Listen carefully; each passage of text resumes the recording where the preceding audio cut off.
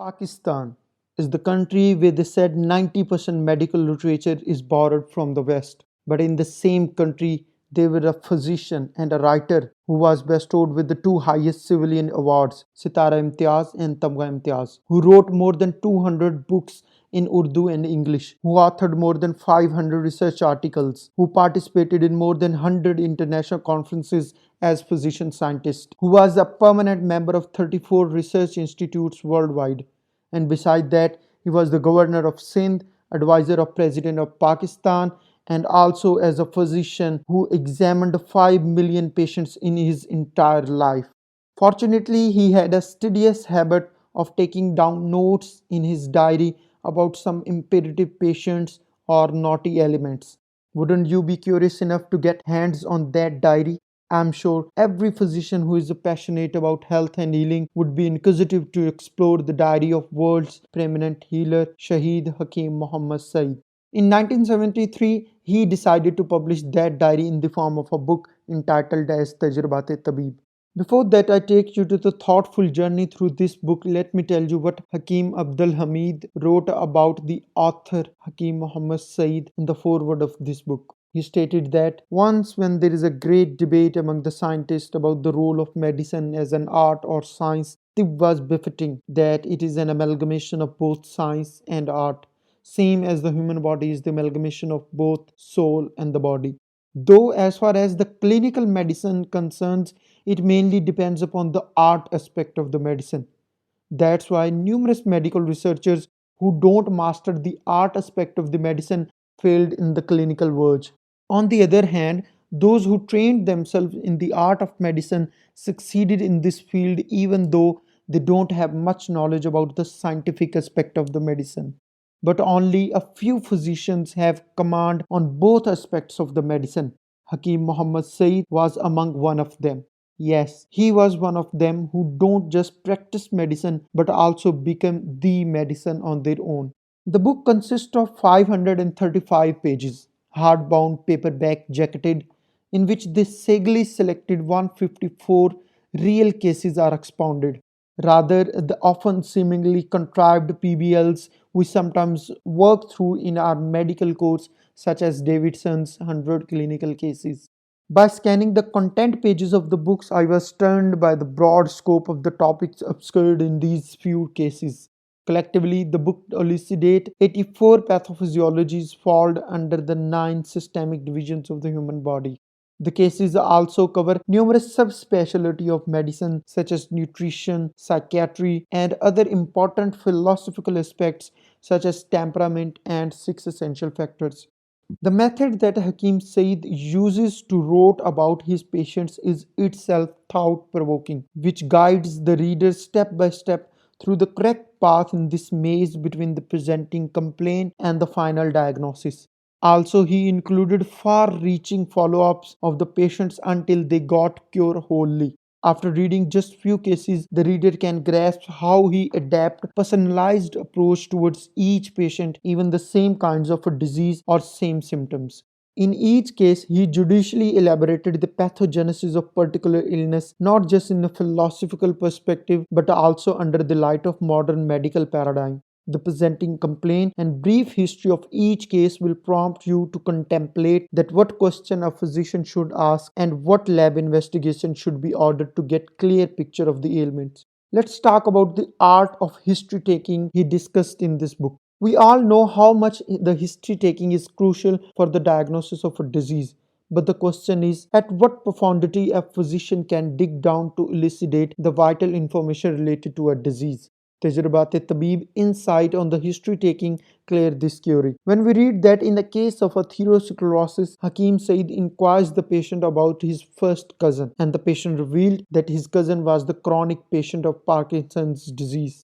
It shows us that how much Hakim Saeed were aware of the both genetic and environmental factors conduce to the pathogenetic process of Parkinson's disease and atherosclerosis. Let's talk about the art of physical examination explained in this book. The big question about physical examination is, in a routine clinical setup, to what extent the physical examination of every patient is possible, and how to decide that in a particular disease which system should be evaluated and which can be left over. Tajurbat-e-Tabib insight on the physical examination cleared this query too. In a case of a hypertension with vertigo, Hakim Saeed pointed out the wax in patient's left ear. Ask yourself how many times you considered to examine the ears of a patient with hypertension. Let's discuss what Tajurbat-e-Tabib denies that early modern medicine used to pertain. To comprehend this aspect of the book, you must have to understand the era in which the book was written. The era was of a Field Marshal Ayub Khan and Lieutenant General Wajid Ali Khan Burki, who was the high-profile officer leading the Ministry of Health. This was the time when so-called scholars were enchanting the slogans to defame the ancient art of healing and promoting the contemporary medical theories. At that time, numerous medical theories emerges, but it is astonishing that Hakim Saeed, as a practicing physician of Tib, boldly denies what he thought as a pseudoscience. For instance, he denies that the normal blood pressure is 120/80 for everyone, and he rationalized that it is almost impossible to determine the exact value of normal blood pressure that can apply to every healthy human being. He suggested that if anyone needs to calculate the normal value of blood pressure, he must add two-thirds of the patient's age into the 100 and will get the anticipated value of systolic blood pressure for that particular person. He also denies that the salt is the commonest aggravating factor for causing hypertension at that time when every modern book and every contemporary physician was chanting the song of salt and hypertension affair. Actually, this concept was escalated in 1970s when Brookhaven National Laboratories scientist Louis Dahl claimed that he had unequivocal evidence that salt caused hypertension. When you will read the original research paper, you will find that he induced high blood pressure in rats by feeding them human equivalent 500 grams of sodium a day. Today, the average person consumes only 3.4 grams of sodium.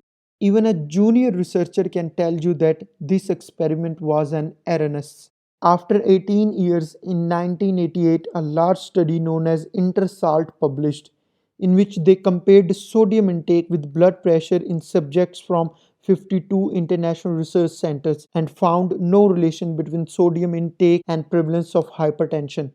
In 2003, a Cochrane review of 57 short-term trials similarly concluded that there is little evidence for long-term benefit from reducing salt intake. But there is another aspect of the story too. For instance, a study published in February 2010 in a New England Journal of Medicine estimated that cutting salt intake about 35% would save at least 44,000 Americans' lives per year. But researchers claim that such studies don't provide enough evidences, either they are only conjectures. What we must understand is that individuals vary in how they respond to the salt. As Dr. Lawrence Apple, an epidemiologist at Johns Hopkins University and the chairman of SALT Committee for the 2010 Dietary Guidelines for Americans, admit that it's tough to nail these associations.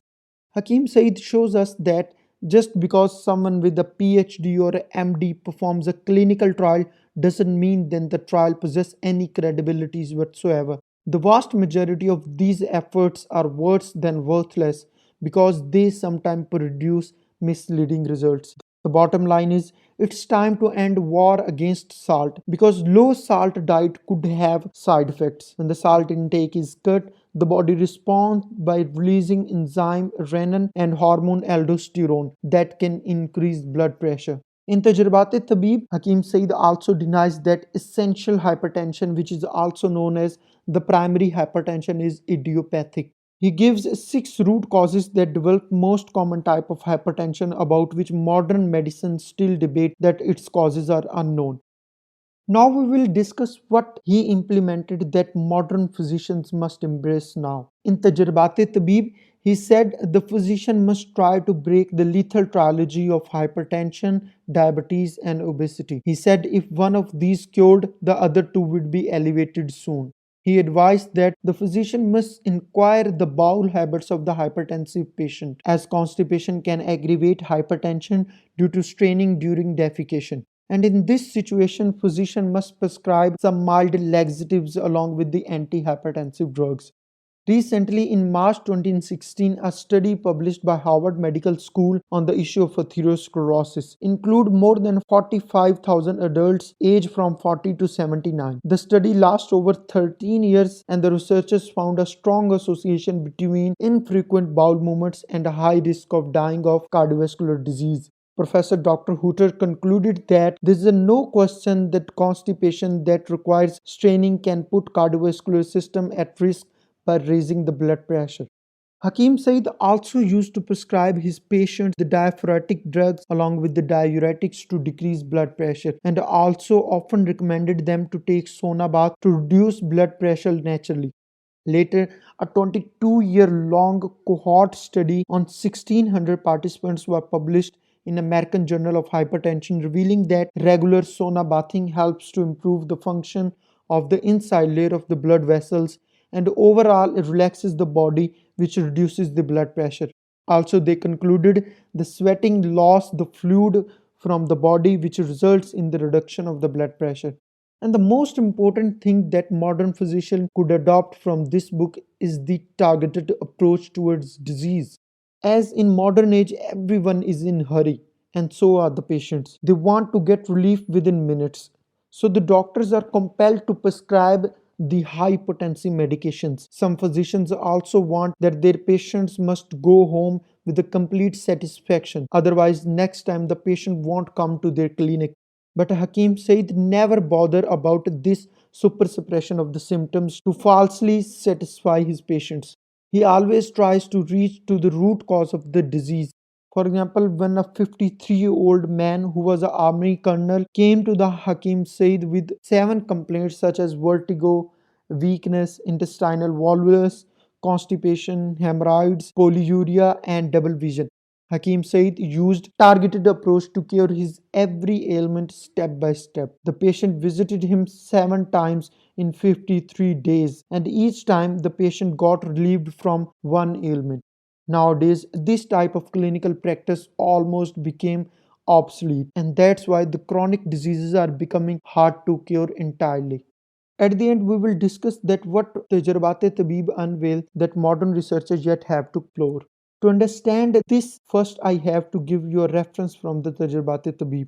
This is a case of a 40-year-old man from Karachi who came to the clinic with the complaint of vertigo, anorexia, indigestion, insomnia, excessive salivation, and heartburning. He was diagnosed with the hypertension. Hakim Said started with just 2 medications. The person came after 41 days and told that he gets adequate relief from the previous symptoms, so he left the medicine. However, from last few days he is suffering from flu and insomnia.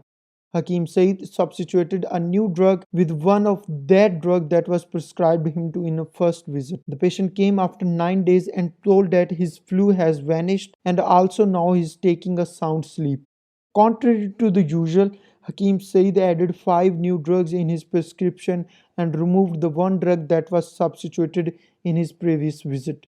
The person came after 20 days and said that though he doesn't feel any indication of sickness in his body, but overall he feels very exhausted. Hakim Said prescribed him 2 exhilarants and impeded his all medicines. Sooner the person became wholly healthy, like he was never hit by any ailment in his entire life. Now here develops few questions. First, why Hakim Said prescribed 5 new drugs even the patient told that the flu has vanished and now he is taking a sound sleep? Number two, why the treatment approach towards the main ailment was just with 2 drugs but subsequently complemented with 6 medications although he didn't allege any new symptom. Number three, when the person declares that he doesn't feel any indication of sickness in his body, then what this overall body exhaustion indicates. Before pondering to the possible answers of these questions, first I would like to tell you that this is not just a coincidental case. These types of cases are abundant in Tajurbat Tabib, which shows that Hakim Said used to practice an ancient healing method known as the healing crisis phenomenon. Although he didn't describe this technique in Tajurbat Tabib, but the detailed discussion of this phenomenon is mentioned in Avicenna's Canon of Medicine, Book 4, Part 24, Chapter 1 and Section 1. Ibn Sina wrote that the instinctual and God-given force of healing nature resembles the ruler of the city who has to defend it. In the beginning, a quarrel began between the ruler of the city and the attacking foreign enemy. Marginal fights take place to an extent, but they are not significant. The danger of enemy does not threaten the city. These marginal light fights and quarrels are the first stage of the disease. Insignificant fights and quarrels might lead to war and extreme killing, and in this condition the signs of victory or loss gradually appears. And this is the second stage of the disease. Either the defeat of the enemy is such that they can rally again and attack the city once more, or the ruler of the city, after being defeated, attack the enemy to cleanse the city from the enemy, and then war and struggle will begin once again. In short, as the body begins to heal and recover with the new health program, suddenly old symptoms arise during the reversal of the chronic condition. That is considered a healing crisis.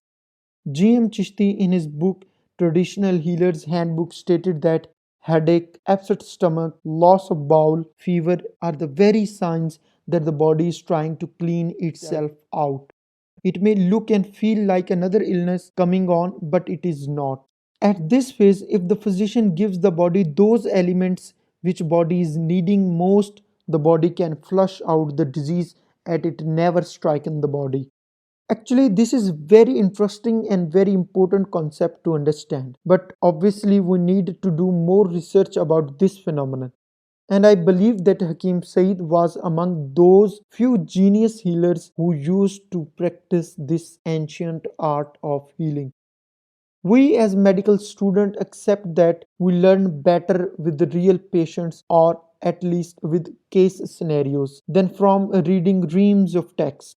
And we all realize that there is a huge gap between textbook deductions and real clinical confronts. Books like Tajurbat Tabib can help bridge this gap in contextual learning. Because it's not all about exam preparation, though, it is about achieving excellence as a diagnostician and a specialist in your field, for which this book provides a suitable framework. I believe if you care about the truth, you will find a treasure trove of wisdom in this book. But the condition is you have to read it again and again by keeping in mind the quote of Oscar Wilde. He said, "If one cannot enjoy reading a book over and over again, then there is no use to read it at all." In the next video, we will discuss some other hidden gems of Tajurbat Tabib. Till then, Allah Hafiz. अच्छा king साहब, ये 1994 है और यहाँ micro surgery हो रही है और बाईपासेस हो रहे हैं, और ये in this age of technological revolution, वो कुछ लोग कहते हैं कि हकीम साहब क्या पुरानी हिकमत हमें सिखाते हैं और बताते हैं कि जनाब मैदे में बड़ा, मैदे का जोर बड़ा ज्यादा है। ये मैं वैसे पूछ रहा हूँ जो कहते हैं। व्हाट इज योर ओपिनियन कि modern medicine and shall we say Arabic और इस्लामिक मेडिसिन, इसमें फर्क है तो इनको मिलाया जा सकता है कि नहीं? क्या कर रही है? असल ये है कि ये जो कहते हैं ना दक्कनूसी, ये सिर्फ पाकिस्तान कहता है।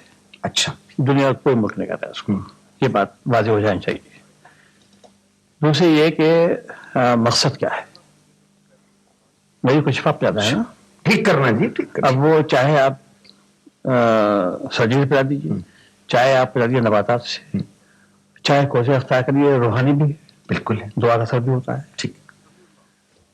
तो मकसद अगर सामने हो तो तरीका सामने नजर आता है। ये बात ठीक बात में चाहिए। असल में ये इटालियन डेकार्ड जो साइंटिस्ट था, उसने तफरीक की जिस्म और रूह में। उसने कहा रूह का कोई वजूद नहीं है जिस्म, इंसानी जिस्म में, जो गलत है। ठीक। तो यहाँ से तफरीक हुई तो मॉडर्न मेडिसिन और ये तिब्ब अरब या तिब्ब चीनी या आयुर्वेदा रास्ते अलग हो गए। वो चले गए सिर्फ जरासीम मारने पर, बैक्टीरिया किल करो, वायरस किल करो, वहां चले गए। ठीक कि ये गोश्त का लुत्फा है जो चावल का उसके साथ। हम नहीं कहते, ये तो रूहानियत भी पता है। वरना मुझे कोई बता दे ये कि एक मखसूस मदद के बाद रहम मादर में قلب کو کون ہلاتا ہے. ٹھیک. یہاں بات ہوتی. پھر یہ کہ ہم یہ کہتے ہیں کہ شفا اللہ کے ہاتھ میں ہے, ہم ہوا شافی لکھتے ہیں. اور میں یہ کہتا ہوں یقین کے ساتھ, شاید دعویٰ کے ساتھ کہتا ہوں, مجھے کہنا چاہیے کہ اس صفحہ عرض پر کوئی انسان ایسا نہیں ہے جو یہ کہہ دے کہ جو دوا میں دے رہا ہوں اس کا کیا اثر ہوگا. کوئی نہ. اگر ایسا ہوتا تو یہ ہزاروں جو وڈرا ہوئی دوائیں وڈرا کبھی نہ نہیں ہوتی. یہ بات صاف ہو گئی. اب رہا سرجری کا, ابو القاسم زہرابی اسپین کا پہلا سرجن ہے جس نے سارے سرجری کا آغاز ایجاد کیے جو آج ماڈرن ہے. تو سرجری سے رشتہ ہمارا منقطع نہیں ہے. لیکن ہم نے مغل دور میں اور جب ایسٹ انڈیا کمپنی آ گئی اس کے بعد سے اس کو زوال شروع ہو گیا اس کا, اور سرجری نکل گئی اس میں سے. لیکن نباتات برقرار رہی اس میں. طب عربی بیس کرتی ہے نباتات پر. اور میں ابھی یہ کہتا ہوں کہ فطری طریقہ علاج یہی ہے کہ جو انسان کے جسم میں ہیجان پیدا نہ کرے, نئے نئے مسائل پیدا نہ کرے, سائڈ افیکٹ سے ہی نہ مارا جائے. وہ ٹھیک ہے. آپ ماڈرن میڈیسن کے خلاف تو نہیں ہیں, آپ تو میں تو جدید جو اکتشافات ہیں انکشافات ان کا قائل ہوں. اچھا. میرا دماغ بالکل سائنسفک ہے. اور ہمدرد کالج آف میڈیسن میں نے MBBS کا پورا کورس رکھا ہے, اور اس کے ساتھ نباتات اور نفسیات, ٹھیک, روحانیات بھی, اور عناصر ایلیمنٹالوجی جو بیسک ہونے والی ہے مستقبل میں. ٹھیک. اور جس پر میں نے 9 انٹرنیشنل کانفرنسیں کی ہیں, تو یہ سب اس میں شریف جائیں گی. آپ کا گریجویٹ نکلے وہ دونوں کمانڈ اوور بوتھ دونوں پہ حاوی ہوگا. وہ ٹھیک ہے. اس کو اگر وہ دیہات میں جائے گا تو کہیں مل جائے گا نیم, تو نیم سے علاج کر دے گا وہ. ٹھیک ہے. یہ دیکھیے ماڈرن میڈیسن ورلڈ بینک کے اسٹیمٹ کے مطابق 21% آدمی پہنچ رہی ہے پاکستان میں, تو 80% کیا کر رہے ہیں؟ وہ انسان نہیں ہے. ٹھیک. Let us help them. ٹھیک. ہر حد سے ہم یہ کر رہے ہیں.